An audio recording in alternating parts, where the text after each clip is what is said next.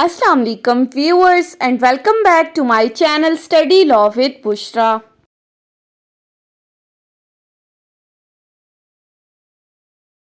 So we were discussing Civil Procedure Code 1908. We have discussed up till section 89. In this video we are going to discuss section 90 along with order 36. But before starting the discussion, I request you all to please subscribe to my channel and don't forget to press the bell icon for latest updates.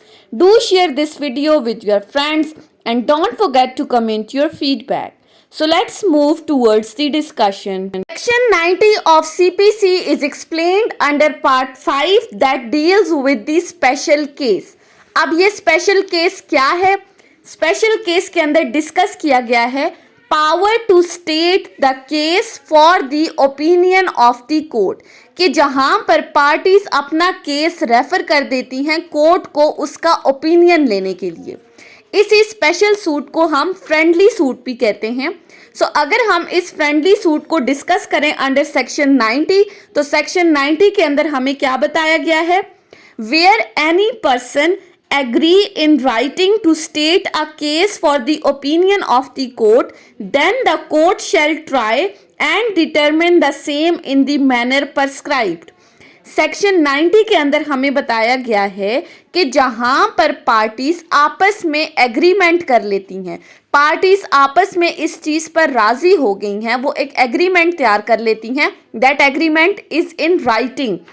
वो written agreement के through आपस में ये रजामंदी जाहिर करती हैं, ज़बानी कलामी बात नहीं हो रही, रिटन एग्रीमेंट की बात की है कि वो अपने किसी केस को, अपने किसी डिस्प्यूट को, अपने किसी मैटर को, किसी कॉन्फ्लिक्ट को वो उससे रिलेटेड कोर्ट की राय लेना चाहते हैं, कोर्ट का ओपिनियन लेना चाहते हैं। तो फिर ऐसी सूरत में वो अपना मैटर रेफर कर देते हैं कंसर्न कोर्ट को, जिस कोर्ट के पास जुरिस्डिक्शन है। और जब ये मैटर, ये डिस्प्यूट या ये कन्फ्लिक्ट रेफर कर दिया जाता है कोर्ट को, तो फिर कोर्ट एक प्रिस्क्राइब्ड मैनर के थ्रू उस पर अपना ओपिनियन देती है। अब ये जो वर्ड प्रिस्क्राइब्ड मैनर यूज किया गया है, इससे क्या मुराद है? प्रिस्क्राइब्ड मैनर, जो तरीकाकार प्रिस्क्राइब किया गया है, जो तरीका बताया गया है, कहाँ बताया गया है? ऑर्डर 36 के अंदर। सो सिंपली इस सेक्शन में सिर्फ इतना बताया है कि जहां पर पार्टीज एक रिटन एग्रीमेंट के थ्रू एग्री कर लेती हैं कि वो किसी क्वेश्चन ऑफ फैक्ट या क्वेश्चन ऑफ लॉ के ऊपर कोर्ट का ओपिनियन लेना चाहती हैं, वो आपस में फैसला कर चुकी हैं थ्रू प्लेंट कि हम इस एक एग्रीमेंट के थ्रू अदालत में ये केस रेफर करेंगे और अदालत जिस केस पर जो भी अपना फैसला सुनाएगी, जो भी अपनी राय देगी, हम वही राय को मानेंगे। यानी कि अब पार्टीज जब राजी हो गई तो that means they are bound. अब वो इस चीज़ से इनकार नहीं कर सकती, बाद में कोर्ट के डिसीजन से वो इनकार नहीं कर सकती, उन्होंने कोर्ट के उस डिसीजन को एक्सेप्ट करना ही करना है। अब नॉर्मल सूट्स कोर्ट में किस तरह से फाइल किए जाते हैं? प्लेंट सबमिट होती है प्लेंटिफ की तरफ से, फिर रिटन स्टेटमेंट, फिर evidence and then the court give the decision on that case. लेकिन फ्रेंडली सूट किस तरह से फाइल किए जाते हैं? They are filed through an agreement. एक रिटन एग्रीमेंट पार्टीज तैयार करती हैं और उसको एज अ प्लेंट ये कोर्ट में सबमिट करती हैं और फिर उसके बाद इस सूट की हियरिंग होती है। अब तरीकाकार जो है वो हमें ऑर्डर 36 बता रहा है। ऑर्डर 36 में वो प्रिस्क्राइब्ड मैनर बताया गया है जिसके थ्रू हम अपना फ्रेंडली सूट एक कोर्ट के अंदर फाइल कर सकते हैं। सो स्टार्ट करते हैं इसके रूल 1 से। रूल 1 वही बात करता है power to state the case for the opinion of the court. अब रूल 1 में क्या चीज बताई गई है कि आप किस चीज से रिलेटेड ये फ्रेंडली सूट कोर्ट के अंदर फाइल कर सकते हैं उसका ओपिनियन लेने के लिए।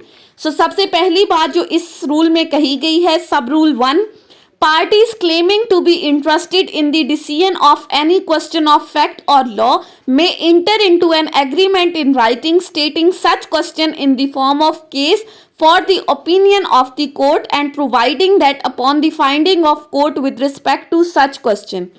अब पहली बात कही है कि जहां पर पार्टीज इंटरेस्टेड हैं किसी भी क्वेश्चन ऑफ लॉ के ऊपर या किसी भी क्वेश्चन ऑफ फैक्ट के ऊपर कि वो इस क्वेश्चन ऑफ लॉ या क्वेश्चन ऑफ फैक्ट से रिलेटेड कोर्ट की कोई ओपिनियन लेना चाहती हैं तो सबसे पहला काम जो इन्होंने करना है इस क्वेश्चन के ऊपर, कोर्ट का ओपिनियन लेने के ऊपर, कि वो एक एग्रीमेंट तैयार करेंगी, एक एग्रीमेंट इन राइटिंग। हमने पहले भी कहा रिटन एग्रीमेंट होना चाहिए। और फिर जब ये एग्रीमेंट तैयार हो जाएगा, कोर्ट में आप फाइल कर देंगे, तो इसका क्या रिजल्ट आएगा, यानी कि जब कोर्ट अपनी फाइंडिंग्स देगी इस क्वेश्चन के ऊपर, चाहे वो क्वेश्चन ऑफ लॉ है या क्वेश्चन ऑफ फैक्ट है, तो उसके कॉन्सिक्वेंसेस क्या होंगे फर्दर बताया गया है। Number 1, a sum of money fixed by the parties or to be determined by the court shall be paid by one of the parties to the other of them।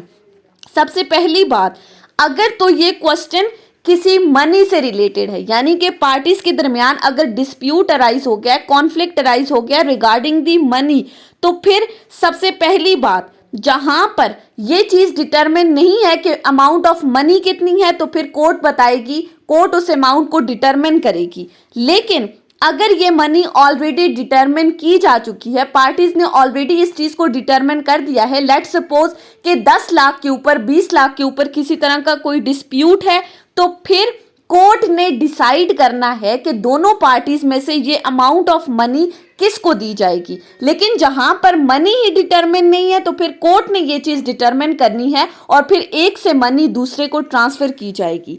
Secondly, some property movable or immovable specified in the agreement shall be delivered by one of the parties to the other of them. Second में कहा गया है कि अगर तो dispute है property से related, चाहे वो मूवेबल है या इमूवेबल प्रॉपर्टी है, जिसको एग्रीमेंट में स्पेसिफाई कर दिया गया है, तो फिर ये प्रॉपर्टी एक से दूसरे बंदे को डिलीवर की जाएगी इन कॉन्सिक्वेंस। जब कोर्ट ने अपना डिसीजन दे दिया तो फिर प्रॉपर्टी एक पार्टी से दूसरी पार्टी को ट्रांसफर कर दी जाएगी। Thirdly, one or more of the parties shall do or refrain from doing some other particular act specified in the agreement। तीसरी बात कि जहां पर कोई पर्टिकुलर एक्ट है जिससे रिलेटेड एक पार्टी कहती है कि इसको करना चाहिए या नहीं करना चाहिए, इससे रिफ्रेन रहना चाहिए, तो फिर ये चीज कोर्ट ने डिसाइड करनी है कि किस पार्टी ने इस एक्ट को परफॉर्म करना है या नहीं करना।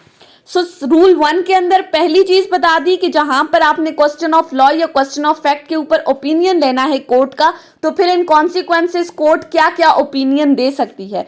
फिर वो हमने sum of money, movable, immovable property और पर्टिकुलर एक्ट्स को डिस्कस कर लिया। अब सब रूल 2 क्या कहता है, every case stated under this rule shall be divided into consecutively numbered paragraphs and shall concisely state such facts and specify such documents as may be necessary to enable the court to decide the question raised thereby।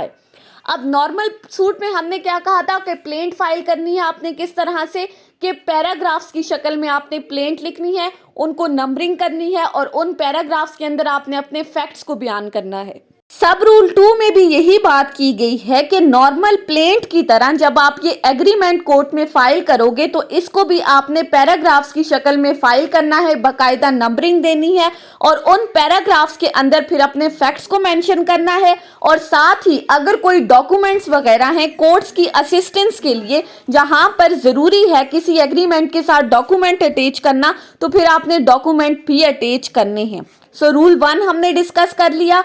उसके बाद आ जाते हैं सब rule 2 के ऊपर। Order 36 rule 2 क्या कहता है, where the agreement is for the delivery of any property or for the doing or refraining from doing any particular act, the estimated value of the property to be delivered or to which the act specified has reference shall be stated in the agreement।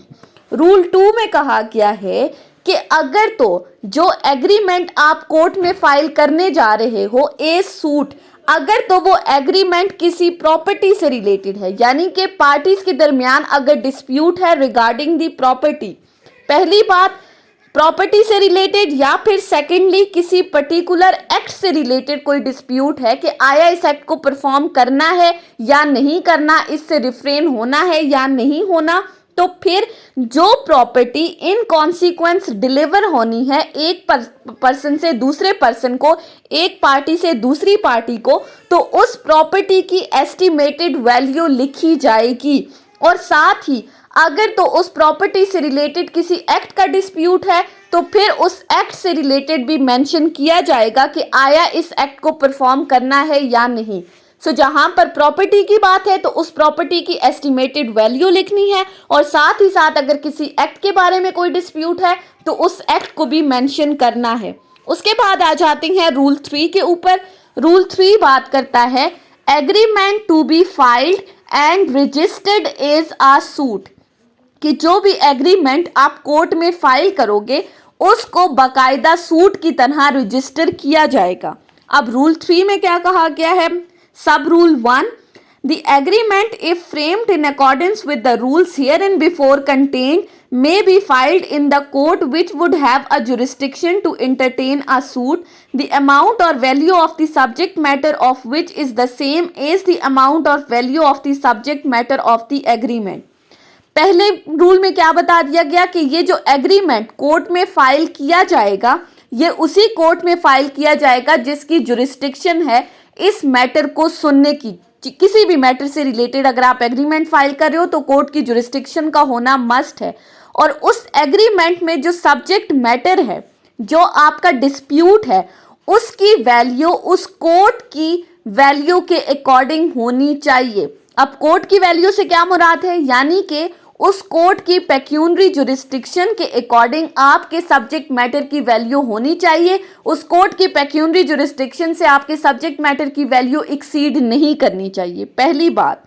सब rule 2, the agreement when so filed shall be numbered and registered as a suit between one or more of the parties claiming to be interested as plaintiffs and the other or others of them as defendants, and the notice shall be given to all the parties to agreement other than by whom it was presented।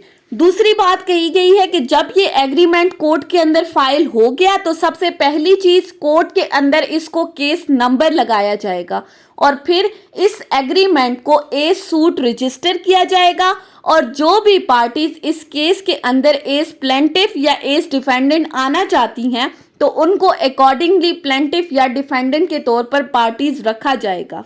और फिर उस agreement के अंदर जितनी भी parties हैं, चाहे वो प्लेंटिफ हैं या डिफेंडेंट हैं, उन तमाम पार्टीज को एक नोटिस किया जाएगा इस एग्रीमेंट से रिलेटेड कि सूट फाइल कर दिया गया है, सिवाय उस पार्टी के जिसने इस एग्रीमेंट को कोर्ट में प्रेजेंट किया है। ऑब्वियसली उसको तो खुद पता है क्योंकि वो खुद के कोर्ट के अंदर केस लेकर आया है, तो बाकी जितनी भी पार्टीज हैं उनको बाकायदा नोटिस भेजा जाएगा इससे रिलेटेड कि कोर्ट में सूट फाइल कर दिया गया है, आके इसको डिफेंड करें। अब रूल 3 में कहा एग्रीमेंट फाइल हो गया, रजिस्टर हो गया, उसको केस नंबर लग गया, उसके बाद क्या होगा? रूल 4 कहता है parties to be subject to court's jurisdiction. अब यहां पर इससे क्या मुराद है subject to the court's jurisdiction?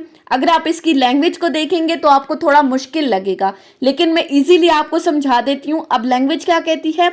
Where the agreement has been filed by the parties, it shall be subject to the jurisdiction of the court and shall be bound by the statements contained therein। Simply rule 4 कहता है कि जब agreement file हो गया court में तो जो parties हैं उस एग्रीमेंट की, अब सब्जेक्ट टू द जुरिस्डिक्शन से क्या मुराद है? कि उस पार्टीज ने कोर्ट की जुरिस्डिक्शन को एक्सेप्ट कर लिया है। ऑब्वियसली जब वो कोर्ट के अंदर सूट फाइल करने के लिए आई, एग्रीमेंट लेकर आई, तो दैट मीन्स वो एक्सेप्ट कर रही हैं कि इस कोर्ट के पास जुरिस्डिक्शन है। ऐसा नहीं है कि बाद में अगर कोर्ट इस डिस्प्यूट के ऊपर अपनी ओपिनियन दे देती है, अपना फैसला सुना देती है, तो बाद में पार्टीज आकर ये कहें कि इस कोर्ट के पास तो जुरिस्डिक्शन ही नहीं थी, इसने कैसे अपना फैसला सुना दिया, हम इस फैसले को मानते ही नहीं है, या इस तरह की कोई भी बात करती हैं। तो रूल 4 कहता है ऐसा नहीं है। जब आप कोर्ट के अंदर आ गए that means you are accepting the jurisdiction plus decision of that court. और साथ ही साथ जो भी स्टेटमेंट्स पार्टीज ने दी हैं उस एग्रीमेंट से रिलेटेड, वो उन तमाम स्टेटमेंट्स के लिए बाउंड हैं। अब वो उन स्टेटमेंट से पीछे नहीं हट सकती। जहां पर रूल 4 के अंदर कोर्ट की जुरिस्डिक्शन की एक्सेप्टेंस की बात की है, वहीं साथ पर यह भी कहा गया है कि पार्टीज जो स्टेटमेंट देंगी वो उन स्टेटमेंट्स के ऊपर भी बाउंड है। अब वो अपनी स्टेटमेंट्स को चेंज नहीं कर सकती। सूट फाइल हो गया। अब लास्ट जो रूल 5 है वो कहता है hearing and disposal of the case. अब केस की सुनवाई की बात आ गई है, केस को खत्म होने की बात आ गई है, डिसीजन तक। अभी तक हमने क्या चीज डिस्कस की, रूल 1 से रूल 4 तक, कि पार्टीज ने एग्रीमेंट को एज अ सूट कोर्ट में फाइल कर दिया, उसको बाकायदा केस नंबर लग गया, सूट रजिस्टर हो गया, पार्टीज को नोटिस हो गए, पार्टीज कोर्ट्स के अंदर आ गई। फिर क्या होगा? सब रूल 1 कहता है the case shall be set down for hearing as a suit instituted in the ordinary manner and the provision of this code shall apply to such suit so far as the same are applicable. कि इस agreement को जब ये court के अंदर बाकायदा register हो गया, इस एग्रीमेंट को बिल्कुल एक नॉर्मल सूट की तरह सुना जाएगा। जैसे आम केसेस को सुना जाता है, वैसे इसी तरह फ्रेंडली केस की भी सुनवाई होगी, और इसी तरह साथ साथ सीपीसी की जो भी प्रोविजंस हैं वो इस केस पर भी एप्लीकेबल होंगी। सब रूल 2 क्या कहता है? Where the court is satisfied after the examination of the parties और after taking such evidence as it thinks fit. उसके बाद सब रूल 2 कहता है कि जब कोर्ट सेटिस्फाई हो जाएगी इन पार्टीज को एग्जामिन करने के बाद, या फिर इन पार्टीज के एविडेंसेस रिकॉर्ड करने के बाद, अगर तो कोर्ट को लगता है कोर्ट सेटिस्फाई हो गई है। अब किस चीज के ऊपर सेटिस्फाई हो गई है, 1 बाय 1 आगे बताया गया है। Number 1, that the agreement was duly executed by them। सबसे पहले कि पार्टीज ने इस एग्रीमेंट को अपनी फ्री कंसेंट के साथ ड्यूली एग्जीक्यूट किया है, यानी कि पार्टीज की रजामंदी थी, पार्टीज एग्री हुई थी, उनकी फ्री कंसेंट शामिल थी, तब उन्होंने केस को जो है वो इस एग्रीमेंट को कोर्ट में फाइल किया है। तो जब कोर्ट सेटिस्फाई हो गई, पार्टीज रजामंदी के साथ आई हैं। Secondly, that they have a bona fide interest in the question stated therein। और जिस क्वेश्चन के ऊपर वो कोर्ट का ओपिनियन लेना चाहती हैं, इन पार्टीज का बोनाफाइड इंटरेस्ट है उस क्वेश्चन के ऊपर, यानी कि इन पार्टीज का मकसद किसी को नुकसान पहुंचाना नहीं है, बल्कि उनका अपना इंटरेस्ट है, उनका अपना फायदा है, तब वो इस सूट को कोर्ट में लेकर आई हैं। तीसरी चीज, and the same is fit to be decided. और तीसरी चीज, कोर्ट को लगता है कि ये फिट केस है, सारी रिक्वायरमेंट्स पूरी हो रही हैं, पार्टीज की फ्री कंसेंट शामिल है, बोनाफाइड इंटरेस्ट है, तो फिर कोर्ट क्या करेगी? It shall proceed to the judgment thereon in the same way as in an ordinary suit, and upon the judgment so pronounced a decree shall follow। इन तमाम requirements को देखते हुए जब कोर्ट सेटिस्फाई हो गई, तो फिर कोर्ट इस केस के ऊपर अपनी जजमेंट सुनाएगी, बिल्कुल उसी तरह जैसे आम केसेस में वो अपनी जजमेंट सुनाती है, और जजमेंट अनाउंस करने के बाद फिर उस पर एक डिक्री आएगी, जैसे नॉर्मल केसेस में डिक्री पास होती है। और ये जो डिक्री कोर्ट की तरफ से पास की जाएगी, इसको कहा जाता है कॉम्प्रोमाइज डिक्री या consent decree, because the parties had agree to it. Parties ने अपनी कॉन्सेंट दी थी, तब इस केस को कोर्ट में लाया गया था ओपिनियन के लिए। तो जब जहां पर डिग्री कंसेंट है, तो हमने सेक्शन 96 के अंदर पढ़ा था कि कंसेंट डिक्री के ऊपर आप अपील फाइल नहीं कर सकते, consent decree is not appealable. So simply अगर हम इस तमाम लेक्चर का क्रक्स निकालें, तो हमने क्या डिस्कस किया? सेक्शन 90 फ्रेंडली सूट, कि जहां पर पार्टीज एग्री हो जाती हैं इन राइटिंग कि वो अपने केस को, अपने डिस्प्यूट के रिगार्डिंग कोर्ट की ओपिनियन लेना चाहती हैं, तो फिर वो अपना मैटर रेफर कर देंगी कोर्ट को।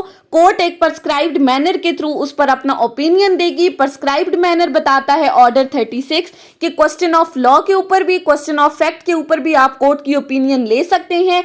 किन किन बातों से रिलेटेड वो रूल 1 में बता दिया। फिर हमने कहा कि इसको फाइल किस तरह से किया जाएगा, नॉर्मल सूट की तरह फाइल होगा, केस नंबर लगेगा, सूट को रजिस्टर किया जाएगा, पार्टीज को नोटिसेस होंगे, पार्टीज आएंगी, उनको एग्जामिन किया जाएगा, एविडेंसेस रिकॉर्ड हो जाएंगे। जब कोर्ट सेटिस्फाई हो जाएगी इन तमाम रिक्वायरमेंट्स के ऊपर, तो फिर वो अपना जजमेंट सुनाएगी, और ये जो जजमेंट कोर्ट सुनाएगी उसके ऊपर आप अपील फाइल नहीं कर सकते।